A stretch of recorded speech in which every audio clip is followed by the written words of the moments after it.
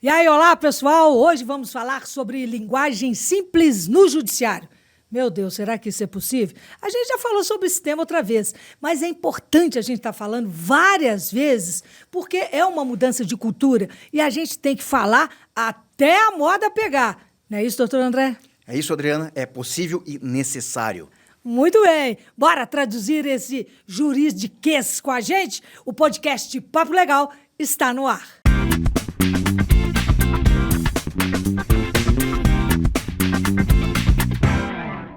Vamos então direto ao assunto, falar sobre linguagem simples, e o nosso convidado é o juiz André Luiz de Aguiar, um sobrenome difícil, Designer. Isso aí. Designer é juiz de direito, integrante da Comissão de Inovação do TJ, do Tribunal de Justiça do Rio Grande do Sul, coautor do Guia da Linguagem Simples, também do Rio Grande do Sul, membro do Núcleo de Inovação e Administração Judiciária, né? InovaJus, enfim. Seja bem-vindo. Obrigado. O senhor está aqui em Minas, no Tribunal Regional do Trabalho de Minas, para dar palestras, cursos, para disseminar essa onda da linguagem simples. O senhor disse no começo, é possível e é necessário. É mesmo? Possível e necessário se a gente quer ter um mínimo de comunicação com o cidadão e não só externamente, também internamente, se a gente quer facilitar o próprio cumprimento dos atos do processo, a gente precisa ser claro. E isso nem sempre acontece, por enquanto, pelo menos. Me explica, como é que o senhor entrou nesse tema, abraçou? O senhor já tem a carreira, quanto tempo? Eu sou juiz desde 2001, entrei no judiciário um pouco antes, mas essa coisa da linguagem simples, ela veio para mim quando eu trabalhava na corregedoria do tribunal e começou a vir naquela parte da pandemia, veio uma onda de visual law. E eu achei muito interessante aquilo, aderir à questão do visual law, mas me chamou a atenção... O que é visual law? Vamos dizer o que é o visual law. Faltou a linguagem simples aqui, né? O visual law é uma técnica para a gente entregar as informações de uma maneira mais bonita, mais estruturada, usando gráficos, usando mapas, linhas do tempo... Recursos visuais assim. Em geral. O problema é que antes do pessoal querer colocar figurinha nas imagens, nas petições, ou nas orientações, ou cartilhas, etc., tem que escrever bem. Porque não adianta eu botar uma figurinha bonita e eu não ser claro com quem está lendo. Isso foi um erro que me chamou muita atenção. E até hoje eu vejo petições, esboços de sentença de juiz usando visual law, mas não usando a linguagem simples, que é um absurdo. Ali, esse tema, o senhor comprou esse tema, vamos dizer assim. Eu gostei muito. Eu vou nisso. Porque eu acredito que seja um problema de grandes empresas, acho que de todos os tribunais, a questão da comunicação. Não existe uma comunicação eficiente. E eu estou convencido de que uma parte dessa falha na comunicação é porque a gente não sabe se comunicar, a gente não sabe escrever de uma forma objetiva, trazendo aquela coisa do jornalismo, do lead do jornalismo, começar com o que é mais importante. Então, tudo é embrenhado de uma complexidade desnecessária, porque a gente, ao contrário do que acontece na tua carreira do jornalismo, na nossa a gente não aprende a escrever. A gente aprende a escrever intuitivamente, aprende a escrever errado. E a gente estava falando antes, né, doutor? O jornalismo ele já tem essa missão, né, da linguagem simples, objetiva, clara, né? Então, essa já é a nossa missão. Agora, no judiciário, é mais difícil. As pessoas, é o contrário, gostam de rebuscar. E é isso que a gente tem que ir quebrando, isso é um né? absurdo. Isso aí é uma falha que começa lá na faculdade. Porque as pessoas chegam na faculdade escrevendo normal. Daí, quando começam a aprender o direito, como é que eles aprendem a escrever o direito? Lendo livros prolixos, lendo acórdãos prolixos, e, naturalmente, segundo semestres, eles já estão lá falando do causídico, do nosocômio, em vez de falar o que a gente fala normalmente. Então, isso, assim, rapidamente entra na cabeça dos estudantes, e, é claro, quando se formam, quando vão trabalhar, eles acham que aquilo é o certo. E daí, quando chega ali, quando passa para um concurso ou vai assessorar alguém, nem se cogita de escrever diferente. Então, assim, é um círculo vicioso que não acaba nunca. A gente tem que fazer uma intervenção para que as pessoas entendam que o importante é se comunicar. para se comunicar. A gente tem que ser claro. Mas não, o pessoal todo fica nessa questão Então de escrever bonito. Tem que começar esse trabalho também paralelo nas faculdades. Tem que começar. A gente está tentando começar isso, conversar com faculdades. Fizemos uma conversa com uma faculdade. Agora, mês que vem, a gente vai ter uma outra atividade com outra faculdade lá no Rio Grande do Sul. É ali que tem que começar. É lá que as pessoas têm que entender. Né? Porque senão acontece coisas como de um assessor, de um juiz, que ele ia para o dicionário de sinônimos para achar sinônimos mais rebuscados, mais arcaicos, mas cheirando a mofo, porque achava que o juiz ia achar legal.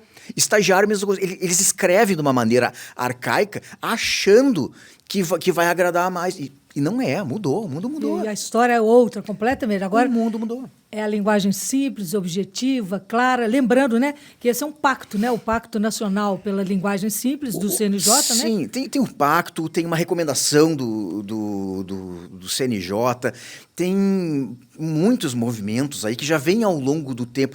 Tem um discurso da ministra Carmen Lúcia, de 2006, em que ela diz, olha, o destinatário do trabalho é o cidadão jurisdicionado. Quer dizer, tem uma pesquisa da MB de 20 anos atrás, dizendo que o cidadão enxerga o judiciário como uma caixa preta, muito por causa da linguagem. Então, assim, é uma coisa que já existe há muito tempo. O que aconteceu agora é que o CNJ está pegando isso forte, dizendo para as pessoas usar a linguagem simples. Mas com alguns probleminhas ali que o CNJ está fazendo, que se for der tempo a gente dá uma conversada aí. A gente fala já. Também tem incluída, né, inclusão, acessibilidade, tudo nessa linguagem simples também, né? Não. Daí é uma outra conversa.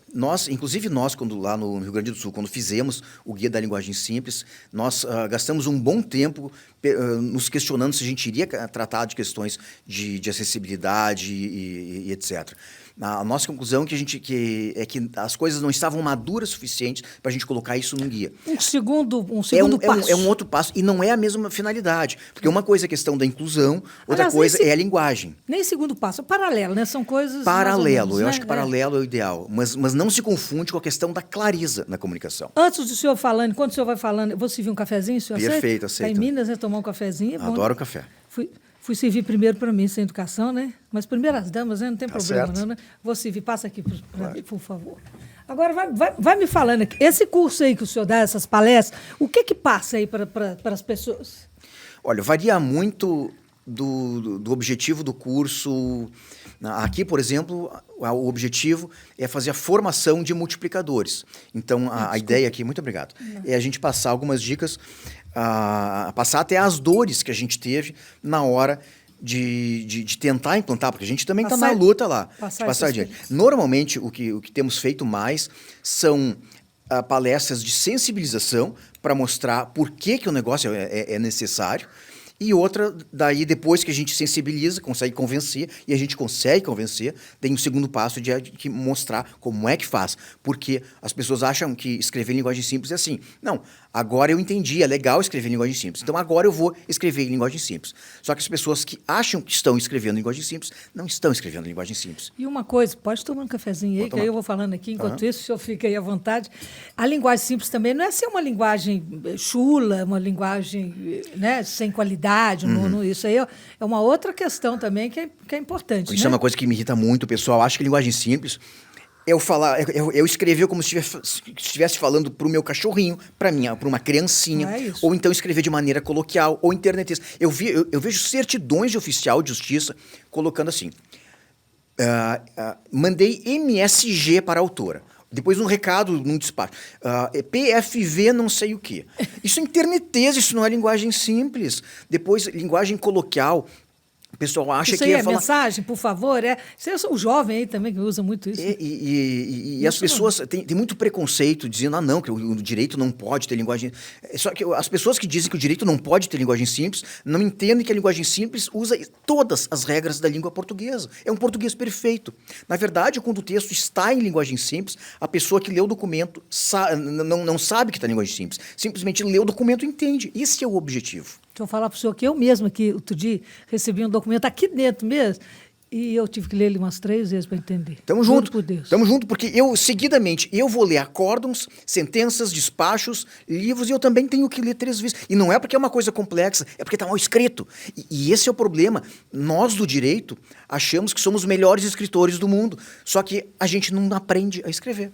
Para isso que exige técnicas, tem que ter algum cuidado especial, é isso que o senhor vai passando para frente, para que outros repliquem também? O que eu passo aqui são algumas técnicas, assim, 90% técnicas simples. Por exemplo, frases curtas, parágrafos curtos, evitar palavras arcaicas.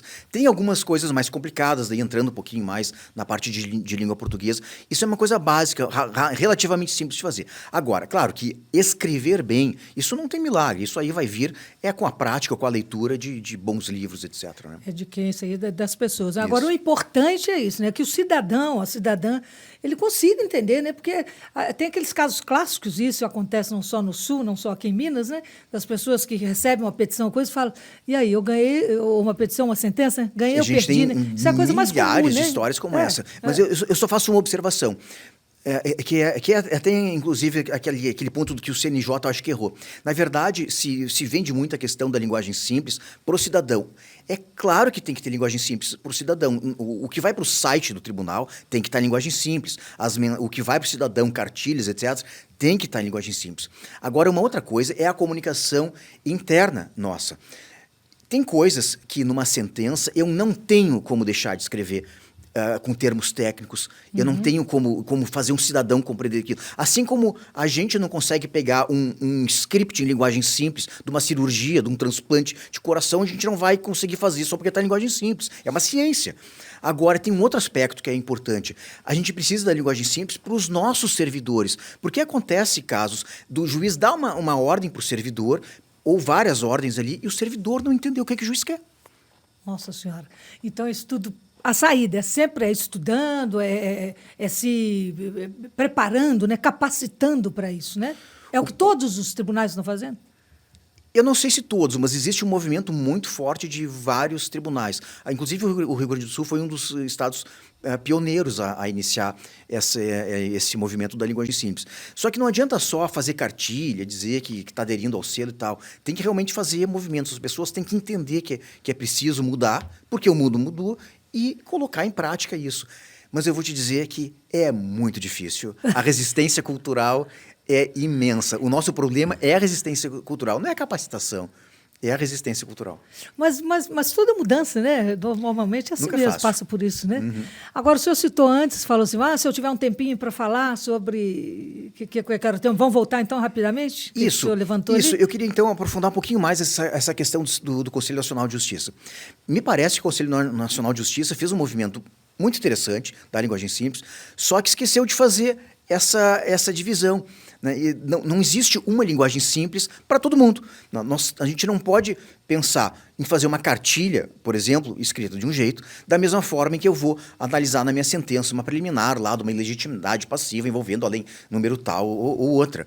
A questão é essa, o CNJ acabou vendendo toda essa coisa da linguagem simples, mas ele esqueceu de mostrar que existe uma distinção, que é a questão da empatia, a questão de eu entender quem é meu público-alvo.